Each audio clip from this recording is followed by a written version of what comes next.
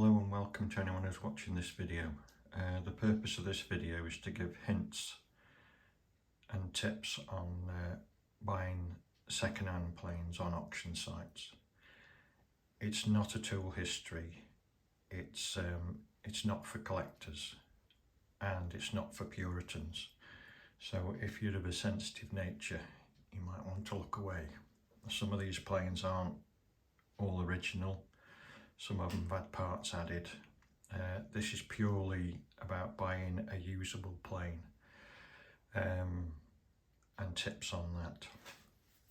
So we'll start with, I'll just give you a quick scan of what we have. I'm going to try and get through them as quickly as possible.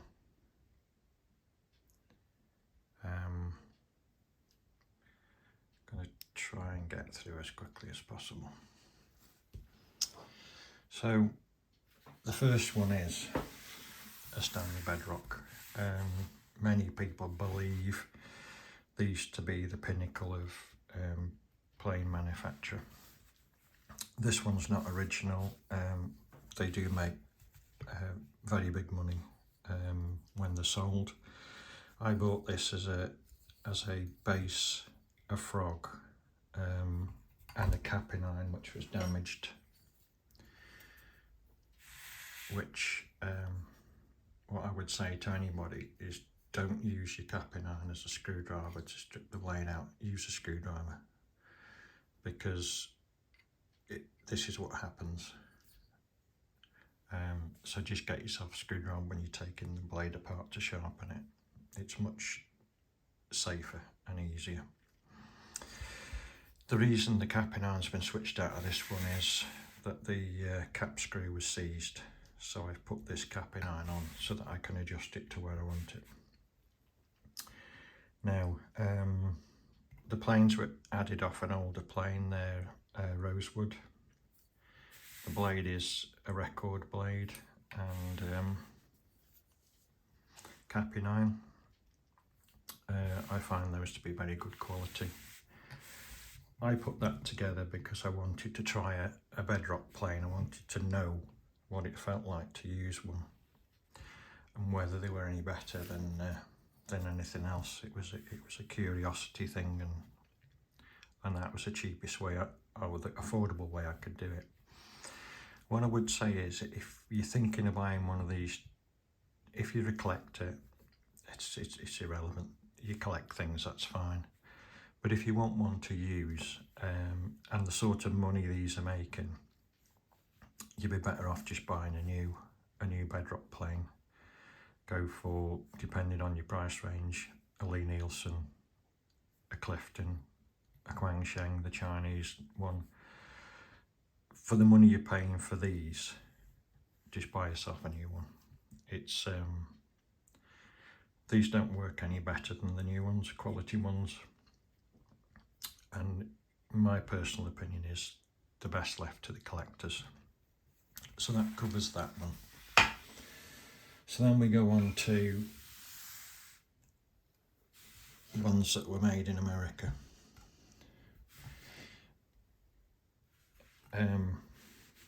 Not necessarily in date order. Some will have a black behind the lettering. Those tend to be the older ones. What's most noticeable when you first look at them is the keyhole. The keyhole in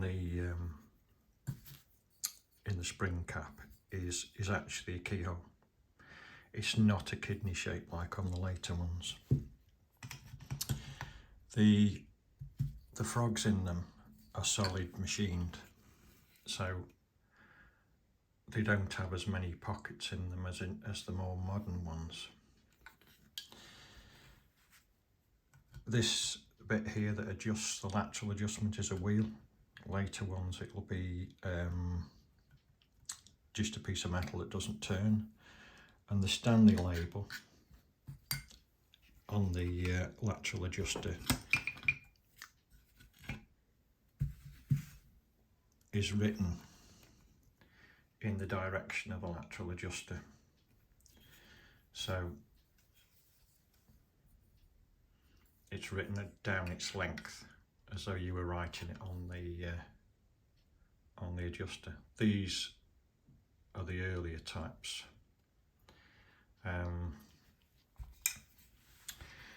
Personally, I like these with a completely machined frog on. They're all made in America. To my knowledge, I've not seen an English one other than the record, which I'll get to later, that has a full machined face on it. The castings are quite light, quite slim, and they're a good plane. This one is a little bit too pitted for my liking. Some of it could probably be taken out. The other interesting one is this one, which is an orange frog Stanley. I bought this as a complete rusty wreck. I couldn't see what it was, but it was cheap. It was, oh, I don't know, I didn't pay much for it. Maybe £17, something like that. But these are a nice plane. There's not many around. Again, made in the US. I repainted this because it was in a right state. So again, it's got the full machined face frog on it, and the castings are super slim. You'll notice as we get newer, the castings get thicker.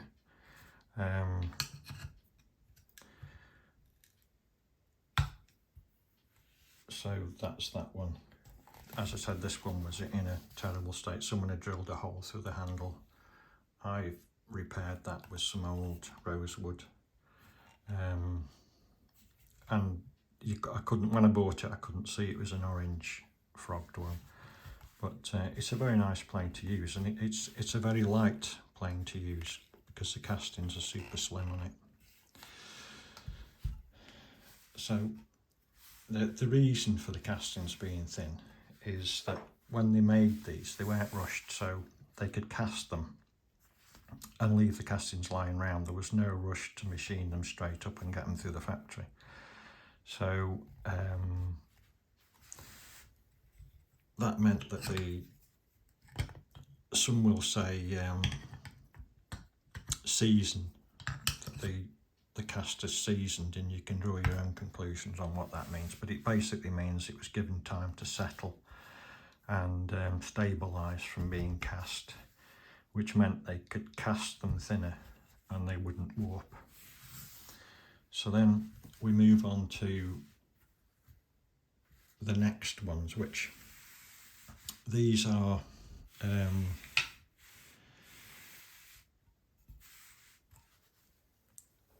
a generation newer.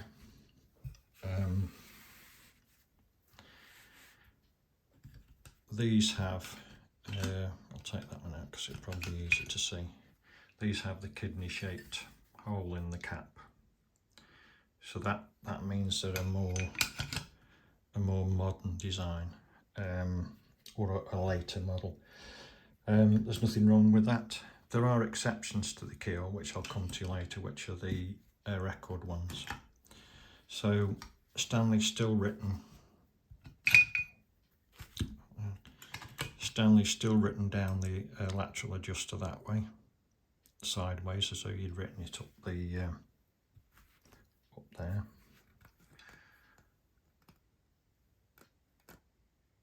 Like that. What you'll notice now is we've gone to a more of a skeleton type frog, so the front isn't one solid piece, and it isn't one solid machined surface anymore. It's got pockets in it. I presume that was to maybe save materials, and maybe make them easier to machine. I suppose there'd be less scrap.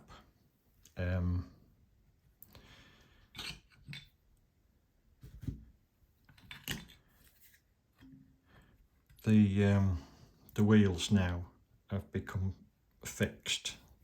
Those wheels on the electrical adjuster don't turn anymore. Not that that really matters. It's just an indication of you getting further down the line. These are a mixture of American ones, the USA ones, and the English ones.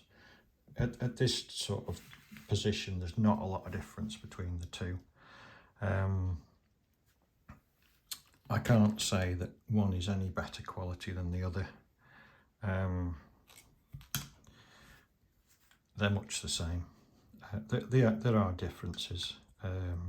Some parts of the casting are deeper than others, and the thing to watch out with these is that sometimes these surfaces here, they haven't been skimmed enough or machined enough, and the worst I've seen is like a diagonal across there where that's not machined. It's just in the rough casting. They've only machined like 2/3 of the casting. So keep an eye out for that, because you can't really take that out. It's not easy to grind that out yourself, because if you take the frog down and everything else, you can knock the pin out and take the Y piece out. You can take the screw out of there, but that piece you can't remove. So you can't really flatten the whole surface. You have to sort of flatten it sort of in diagonals like that, which is difficult. Some of them don't have enough meat in them to do that, so try and pick one that you can see all the faces machined on.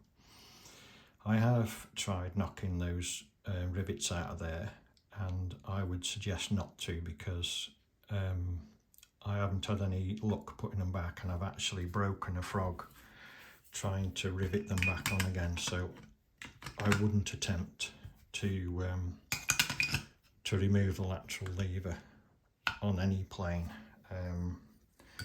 because it's likely to lead to it being broken.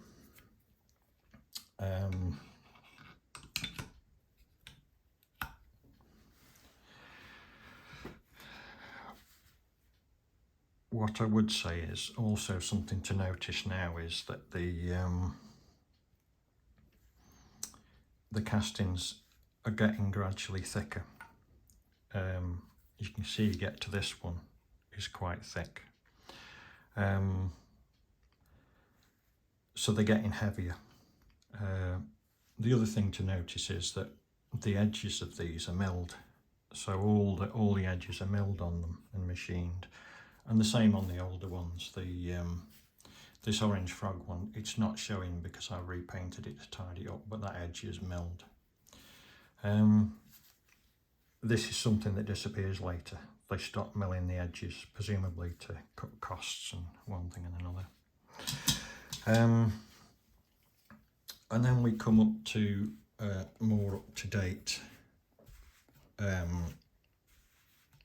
Some of the ones we've just been looking at will have rosewood handles on them, and some of them will have beech handles on them. So the other interesting line is most of these have got a Stanley, no particular reason, but these two are record. And the interesting thing about the record is that they kept the keyhole shaped.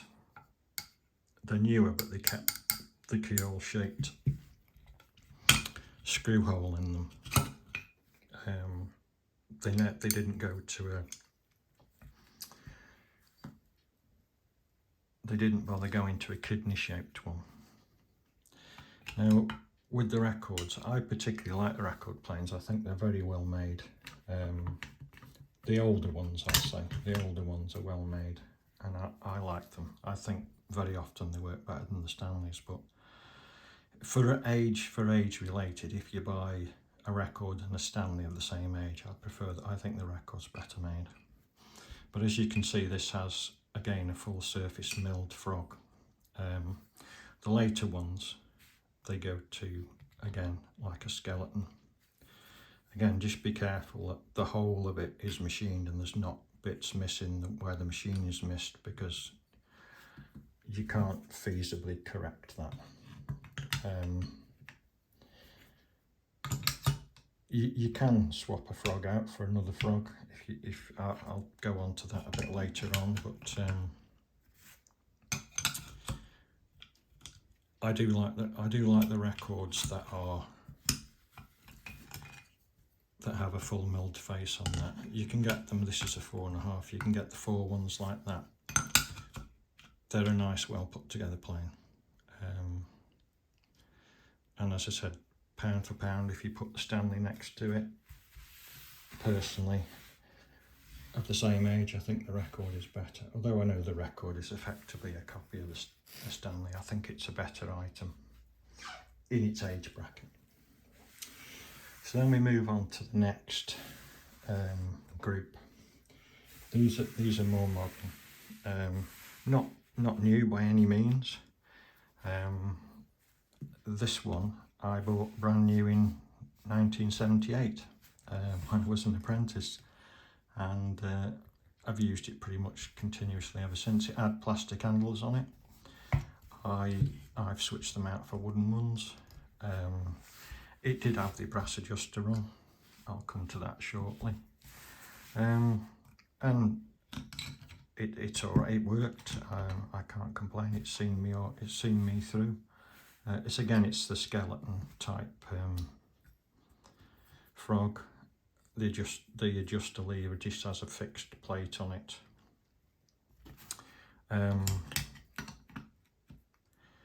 But that was a 1978 new model.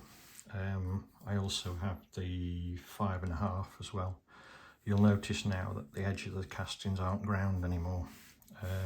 They're a bit irregular, and they're just a rough casting.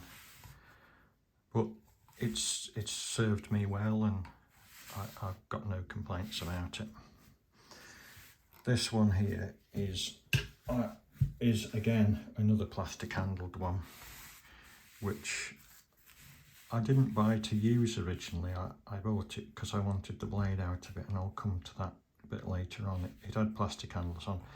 I would say it's a probably 80s plane, I would guess. I bought it for spares to repair something else. You'll notice now on these that the Stanley name has now been put vertically, so it's written down the I'll put that down where you can catch it. Yeah, it's written down the adjuster now. So these are more modern ones, and that's a sort of a bit of a giveaway that they are a bit more modern. This one here, which is also ground edge, which I showed a few minutes ago, the Stanley's written down on that one. So there's kind of a crossover as things change, and as manufacturing changes and materials change. You get some that are kind of hybrids. They have bits of old and bits of new on them, presumably as a production mixed together between leftover parts and new parts. The other thing is that also you'll notice another giveaway is the orange paint on the early ones tends to be more yellowy, and on the later ones it is more orange. So it went from some that are almost yellow, which are earlier ones, to the darker orange ones. These, as I said, that one served me well. I can't complain. I've had a few blades in it. I swapped the handles out for wood.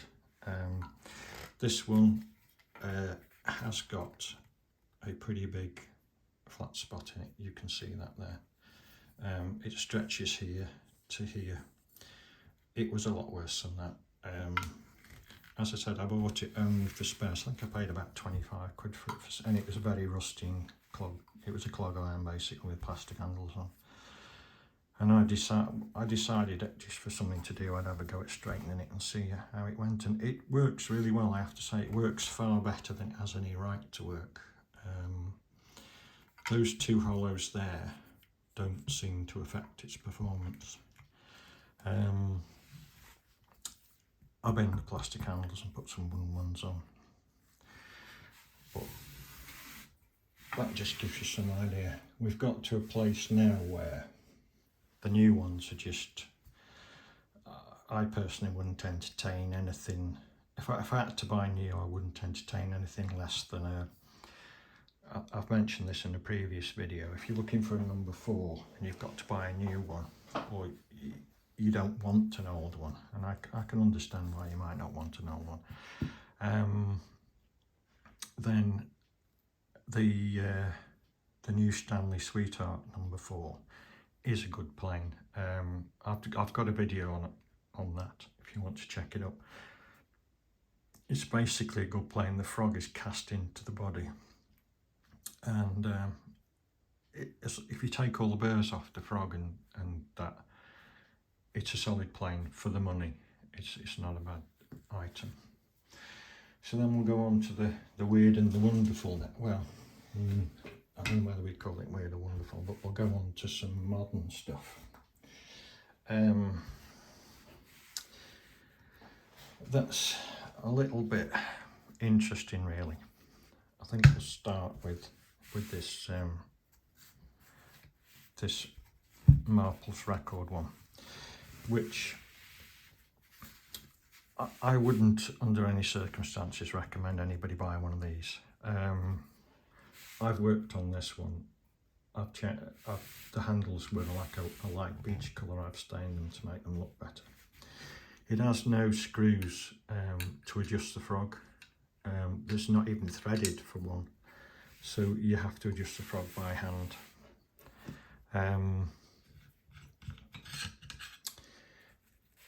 These type, to me, they're just too crude. Where the frog sits in the bed, I'll just show you one I've got apart here. Where the frog sits on the bed, these machine 4 posts or 3 posts. Well, it's really 4 points because there's a split in the frog there. So those 4 points there are where the frog sits. And on these new cheaper ones, they're not machined, and they're even painted, which is beyond comprehension to me. This is the frog out of this plane, which is what I was saying about some of these are hybrids. You'll notice it's got a tin adjuster on it. It serves a purpose, but it's crude. And the Y piece, get that way you can see it perhaps. Yeah, the Y piece here that adjusts your blade is just a bit of bent metal riveted together. To me, they're just too. This is machined, but then it's going onto a surface that isn't machined. To me, they're just too crude to even consider personally. I have got this one working out of my own, just fiddling for something to do, basically keeping myself busy. But I've actually, and this is where. When I was saying about if you're a collector or a Puritan, then I've actually swapped this frog out for an old. If you look on there, it's got war finish written on it, and that's a frog out of another plane that I've fitted into that one. You can do things like that. All the tools I have, all the planes I have, they have to work. I can't have something that I won't accept anything that doesn't work. So if I've got the time, if I'm going to keep it, I'll do something with it and make it work. If that includes mixing parts up and swapping parts around, then that's what I'll do. This one is a prime example of that. This is a casting off an unbranded plane. No name, nothing. I bought it because it had two, believe it or not, it had two yellow handles on it, like a nylon yellow handle on it. And I wanted those handles. I know this will sound crazy, but I was going to make a DeWalt hand plane out of it with these yellow handles, which I haven't fully got round to yet, but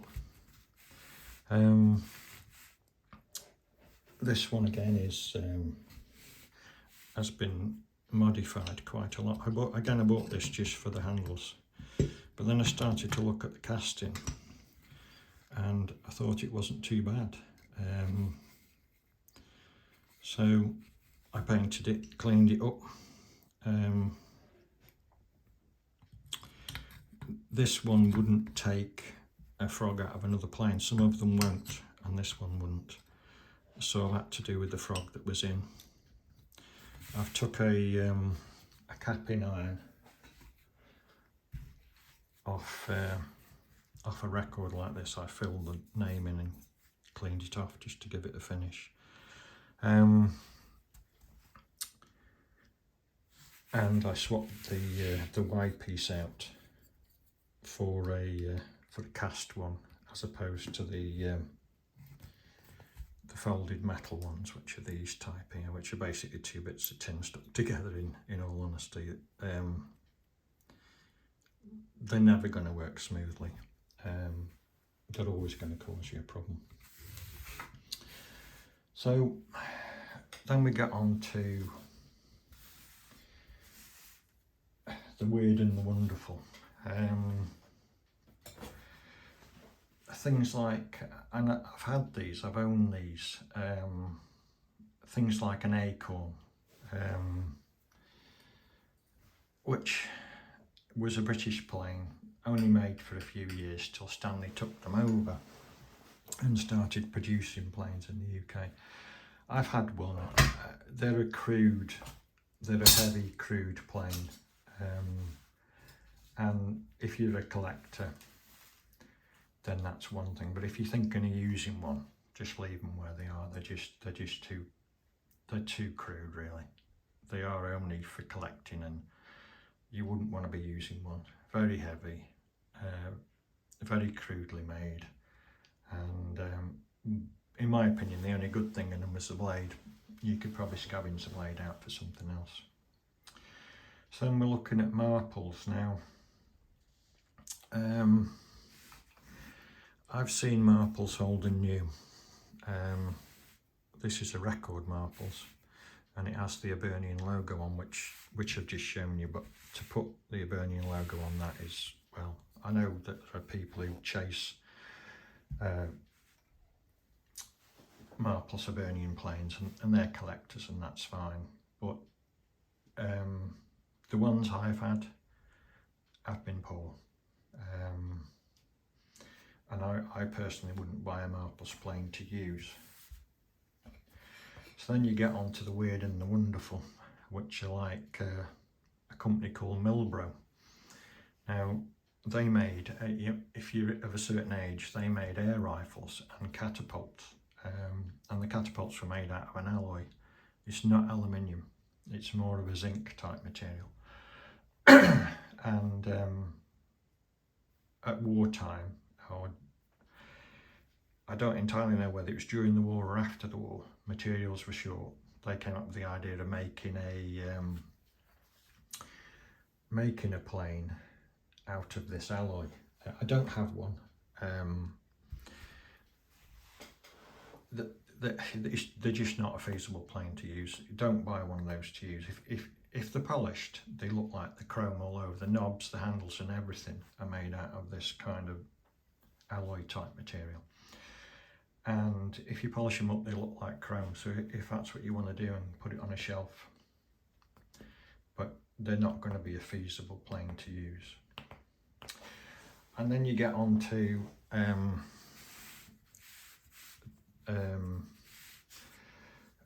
well, I would say this one's a bit tricky, but I'm just thinking now about, there's another brand that I'm thinking about, which is Woden, which Woden planes kind of came from WS, which was a company who made nuts and bolts and stuff like that. and then they went into plane making. Personally, I think they became record then, and this kind of tin type lateral adjuster and that type of thing kind of puts me off them slightly. I personally have found Woden's to be a notch down from Stanley and record. They probably work okay. I do know someone who's got one. I have used it, but to me it's a bit rough around the edges. So personally I wouldn't buy Woden. They also tend to be quite heavy. So then we get on to these things like this, which is a GTL, which amazingly enough stood for Guaranteed Tools Limited. Well, anyone who puts it, this is all brass, the frog and everything is brass. Anyone who is prepared to put a warranty onto that as a hand plane, well, the complaints department must have been around the back of the office with a guy, with the biggest guy who worked in the factory, with a pickaxe handle with a piece of lead around it, because there is no way that could have ever been guaranteed. You can see here there's a dint in the top of there. There's a dint in the top of there. And believe it or not, when I got it, that adjuster, it's not a Norris adjuster, it's purely an in and out adjuster, the lateral adjustment you do by hand, but that was touching the handle and the frog was bent. The actual brass frog was bent. I bought it again just for curiosity, but it is beyond comprehension crude, and there's no way that frog was ever going to be a part of a viable plane. Have I planed a piece with it? Of course I have, yeah. But is it feasible? No. This was, well, if you got that out of a Christmas cracker, you'd be disappointed. And it's a better joke than the actual joke that came in the cracker, there's no doubt about that. Who come up with some of these things is just incomprehensible to me. Other names that spring to mind that are just absurd are, there's a company, you'll see odd ones like, you'll see Solomons, which was a tool shop in London that sold sort of DIY tools. And I had one of those, and well, it was beyond, to be honest. There was not one thing on there that could be scavenged for another plane. Again, I bought it out of curiosity, and the bed was wrecked. It was beyond straightening. The frog was twisted, completely twisted and beyond straightening. The adjustment wheel was wrong-handed. So when you thought you're putting the blade out, you're putting the blade in. It was beyond. It was just beyond. If anybody bought that as a toolkit, or to think he was going to do DIY at home, I just feel so sorry for him, because it was never ever a viable plane. It was scrap from the beginning. More than scrap, actually. I don't know how they've got the stones to sell something like that, but it's a bit like this one, how you've got the stones to call that a plane and sell it. Defeats me, really. So that kind of runs through them all. There are other odd names you'll find out there. I would say stick with Stanley and Record, personally. Avoid anything that has plastic handles on it, because that's even though mine, original one, had plastic handles on, mine was a kind of a crossover between the two. So maybe I was slightly lucky there, but try and get one with wooden handles. Try and buy one with a brass wheel and a cast Y piece, because those are signs that the quality's dropping off. So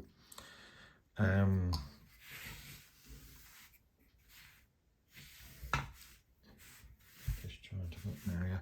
So if you've got plastic handles, you've got a piece of tin as a Y piece, you've got an adjuster like that, and you've got an aluminium adjusting wheel on it. It's a sign that things are going the wrong way. In my experience, these type of Y pieces and the aluminium wheels really don't function at all well. They're grindy and crunchy. There's no smoothness to them. So avoid those. If you've got one on the internet that you can see stripped down, make sure those surfaces are machined and not just painted. Some are machined and then painted. You can remove the paint and make it better. So I think that about covers the... When I look at planes, and sometimes it's a temptation to buy the newest plane you can find on there. So I know collectors like planes in boxes and untouched and all the rest of it, but putting that aside, if you're going to buy a plane to use, in my experience, the ones that have the worn out blades on them, the ones that look like they've been heavily used, are actually working best. It's something that I think is that if somebody's bought a new plane, he's pulled it out, he's used it, he might not have known how to use it, but he's used it, he's had no joy with it, he's put it back in the box and he's left it there. So in my experience of buying those, they tend not to be the best users, because they haven't worked very well from the beginning.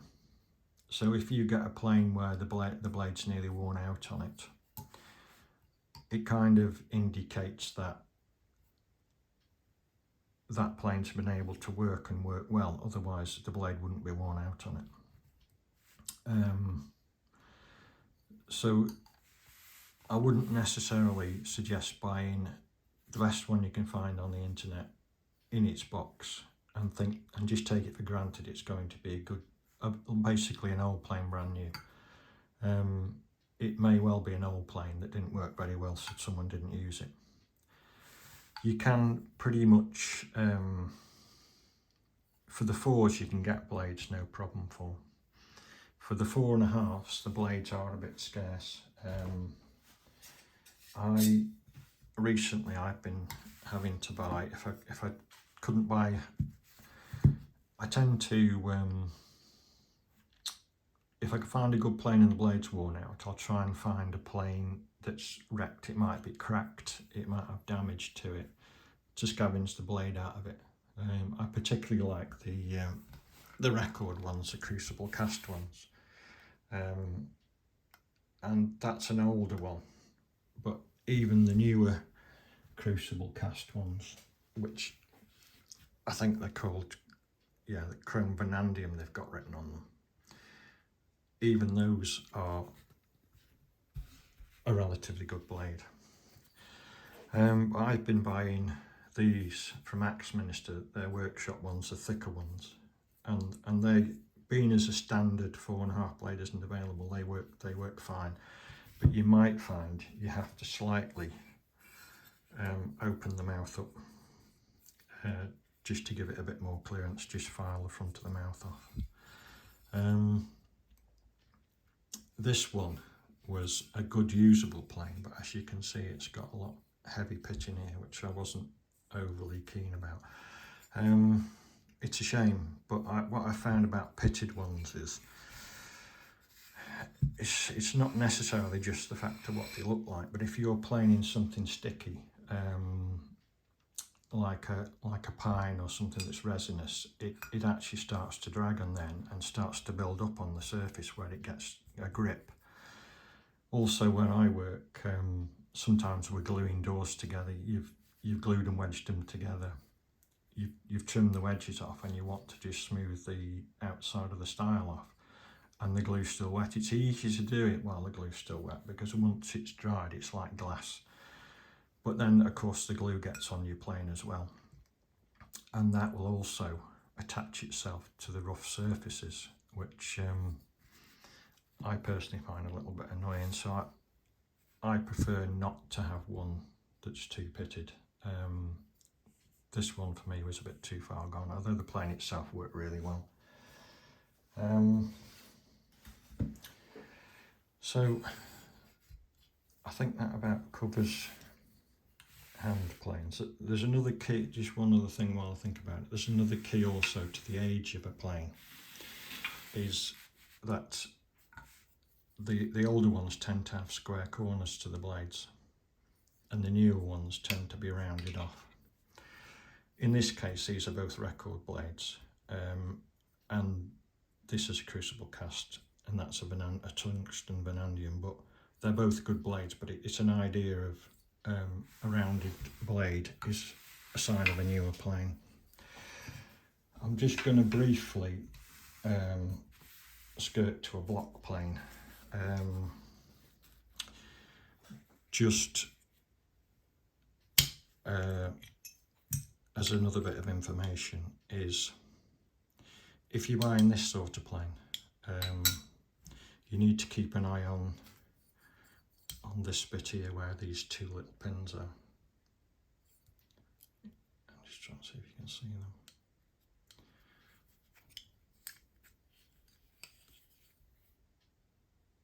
There, you can see them there, yeah. Those two pegs there that work on the lateral adjuster.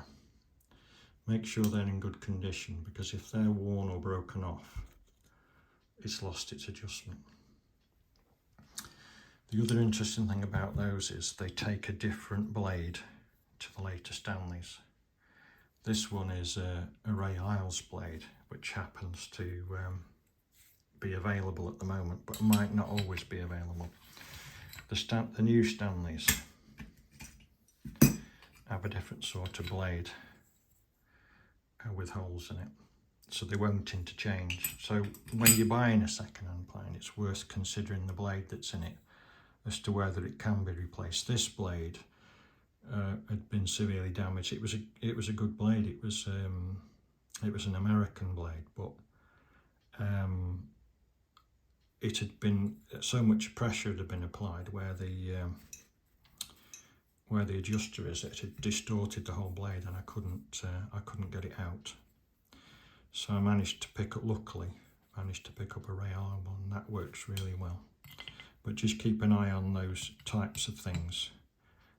I personally wouldn't buy one of those, that type of plane, with that type of adjuster on it, unless I could see what those teeth were like in there, because you could get one.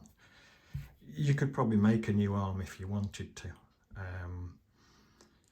but if you just want one that's you're going to be able to use relatively easy, it's worth considering. That the same kind of applies to these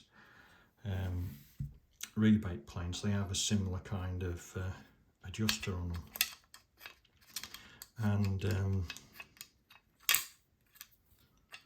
it has the same kind of two teeth arrangement there, which if they're worn, you can see them now, then you're going to it's not going to work. The adjuster isn't going to work. In one of these you could probably adjust it by hand, but in a block plane it would be probably not really a goer. I do like this one though because of the writing on it. I only bought this one. I have a number of rebate planes, but I bought that one because I just thought the handwritten Stanley sign was cool. I haven't seen many like that. I know it's not the oldest one, but there's just something cool about it. The record ones and the Woden ones, no, tell a lie, the Woden ones have a lever, but the record ones have that type of adjuster, which is less prone to being damaged. Just a tip on blades while we're talking about it. If you're buying a second-hand plane and the blade's pitted on it, if it doesn't really matter about the back and up here, if it's pitted, it doesn't really matter. But this one's been on a lens, you can see it's a bit rough because I've been, excuse me, trying to get the pits out of it. And you can still see there are some pits in that area there. Yeah, clearly visible there. If these pits are on the edge, you won't get a sharp blade. You'll get a blade with a nick in it because the pits basically become nicks in the blade. So if you're buying an old plane and you can see the blade, preferably have a look at this section here and see if it's usable. In certain circumstances, maybe with this one, it's usable to a point and then there's a line of pits in it, which may well have been where the cap was screwed, the cap iron was touching it. You could use that down to till it gets to where the pits are, and then you could grind that bit out and you'd probably get the rest of the blade usable. But it's worth just remembering that any pits that end up on the edge will end up as chips.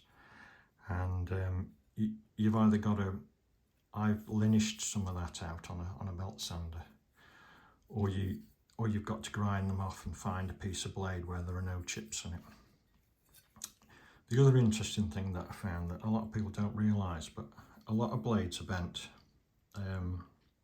This one has a slight curve in it.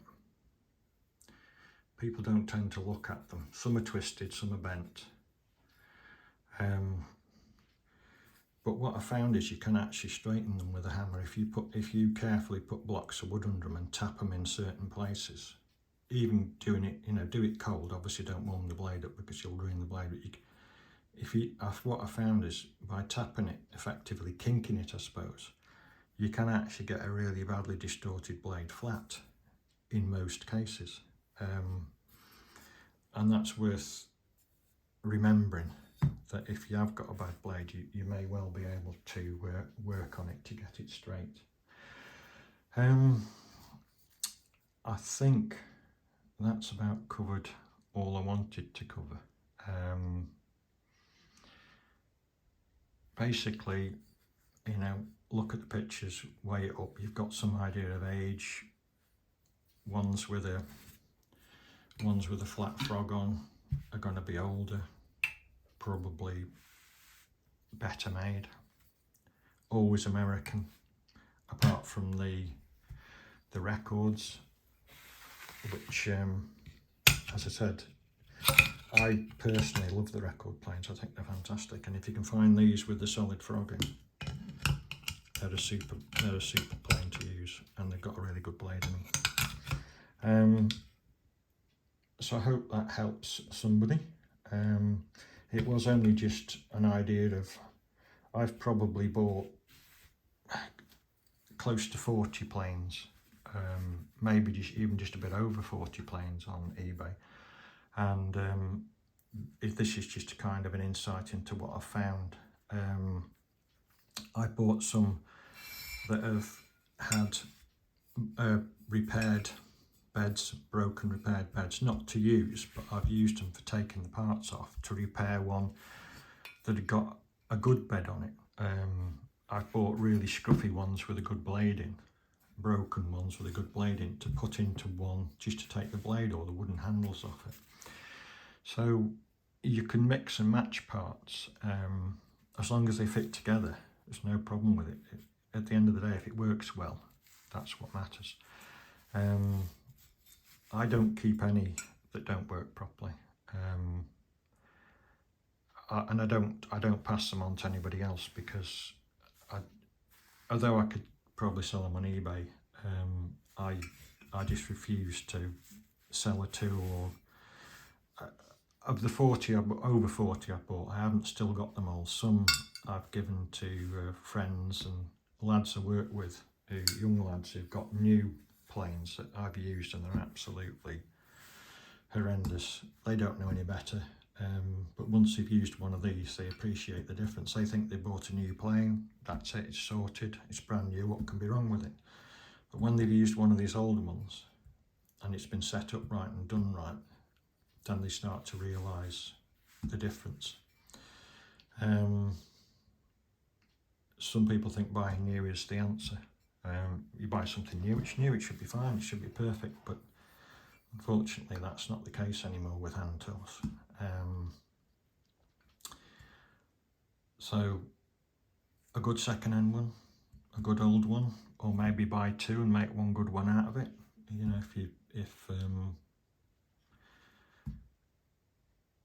if you find that like this one I was telling you about with the which had the plastic handles, which was relatively modern, but the bed's straight. It has got a little bit of a hollow in it, but it does work well now. I thought it was a lot worse than that. And swap parts out from an old one. If you get one that's just too badly pitted, you can take the plastic handles off and put the wooden handles on. It'll feel better, it'll handle better. There's nothing wrong with painting them. I know the Puritans out there, the collectors and Puritans, will frown at that, but if it's for your own use and your own purposes, why not repaint them and tidy them up? You're the only one who's going to be using them. So yeah, I do, of the planes I've scavenged and the ones I've had that, as I said, that have been diabolical and unfit for use, I've scrapped them. I haven't even dreamt of passing them on to someone or selling them, because it goes against the grain with me. I can't mug somebody off with a plane that's not a plane. Which is a prime example, again, is this one. I could never give that one, sell it or anything else to anyone as a plane. I'd have to sell it as an ornament, because it was never viable. The bloke who designed that, made it, sold it and guaranteed it, had got some mighty big stones, I can tell you. So I didn't realise, but it's been nearly an hour. I do apologise if I've bored you to death, but I hope it's of some interest to somebody and might shine a light on somebody who's looking for a second-hand plane. They're not overpriced, I don't think, the second-hand ones, and if you get a bad one, you can maybe get another one and make a good one out of the pair, you know. If it works, it works. So thanks for watching and take care.